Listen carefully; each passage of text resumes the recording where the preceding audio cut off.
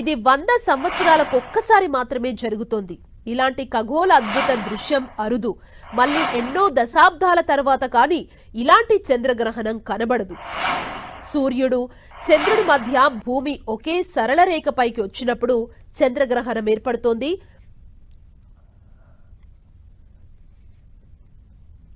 ఈ మూడు ఒకే సరళ రేఖపైకి వచ్చినప్పుడు సూర్యుడు కాంతి భూమిపై పడుతుంది. భూమి నీడ అవతల సరళ రేఖపైకి వచ్చే చంద్రుడి పైన పడుతుంది. ఇలా చంద్రుడిపై నీడ మొత్తం పడినప్పుడు సంపూర్ణ చంద్రగ్రహణం కనబడుతుంది.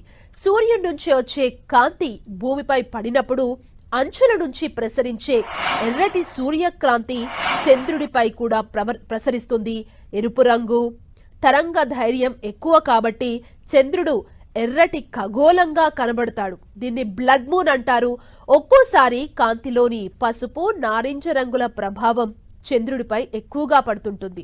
భూమి నీడ చంద్రుడిపై ఉన్నంత వరకు చంద్రగ్రహణం ఉంటుంది. ఈసారి ఏర్పడే చంద్రగ్రహణాన్ని భూమి మీద ఉండే 85% మంది చూసే అవకాశం ఉంది. ఈసారి చంద్రగ్రహణ కాలం 3 గంటల 28 నిమిషాల పాటు ఉంటుంది. ఇందులో 42 నిమిషాల పాటు చంద్రుడు సంపూర్ణ చంద్రగ్రహణంలో ఉంటాడు. మన దేశంలో సెప్టెంబర్ 7న రాత్రి 8 గంటల 58 నిమిషాలకు చంద్రగ్రహణం ప్రారంభమవుతుంది. భూమి నీడ చంద్రుడి ఉపరితలంపై 9 గంటల 57 నిమిషాలకు పడుతుంది. రాత్రి 11 గంటలకు చంద్రుడు మొత్తం భూమి నీడలోకి వచ్చేస్తాడు. ఆ సమయంలోనే ఎర్రటి రంగులో కనబడతాడు. దీన్నే సంపూర్ణ చంద్రగ్రహణ కాలంగా చెబుతారు. 11 గంటల నుంచి 11 గంటల 41 నిమిషాల వరకు చంద్రుడు ఎర్రటి రంగుతో కనబడతాడు. ఇవాళ అర్ధరాత్రి దాటాక రేపు ఉదయం 12 గంటల 22 నిమిషాలకు భూఛాయ నుండి చంద్రుడు బయటకొస్తాడు. అర్ధరాత్రి 1 గంట 26 నిమిషాలకు భూమి నీడ నుంచి చంద్రుడు పూర్తిగా బయటపడతాడు. అంటే ఉదయం అంటే 8వ తేదీన 2 గంటల 25 నిమిషాలకు గ్రహణం మొత్తం పూర్తయిపోతుంది.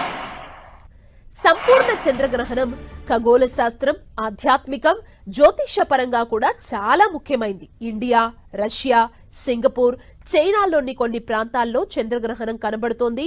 మన దేశంలో చంద్రగ్రహణ సమయంలో అన్ని ఆలయాలను మూసివేస్తారు. ఆ కాలాన్ని సూతక కాలం అంటారు. ఆ తరువాత శుద్ధి, సంప్రోక్షణ తర్వాత మరుసటి రోజున ఆలయాలను తిరిగి తెరుస్తారు. గ్రహణ సమయంలో ఆహారం, ఆరోగ్యం విషయంలో జాగ్రత్తలు అవసరమని పండితులు చెబుతుంటారు. గ్రహణం పట్టువిడుపు